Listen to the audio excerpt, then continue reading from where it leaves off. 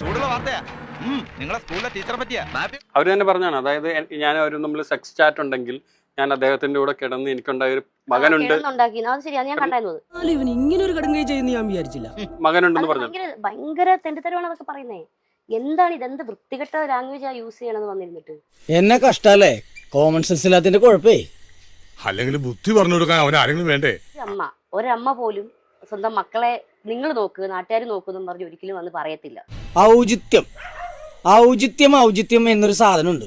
ഒരു മനുഷ്യനായ കുറച്ചൊക്കെ ഔചിത്യം വേണം. പക്ഷെ ഞാനത് പറഞ്ഞത് വീഡിയോ ഞാൻ കണ്ടായിരുന്നു രേണുവിന്റെ. ആ വീഡിയോക്കകത്ത് ഇങ്ങനെ എന്റെ കൊച്ചിനെ നിങ്ങൾ ഏറ്റെടുത്ത് നോക്കിക്കോളാൻ പറയും. ഈ തൊലിവെളിപ്പൊട്ടൊന്നും കാര്യമില്ല, മനസ്സ് തന്നവണം മനസ്സ്.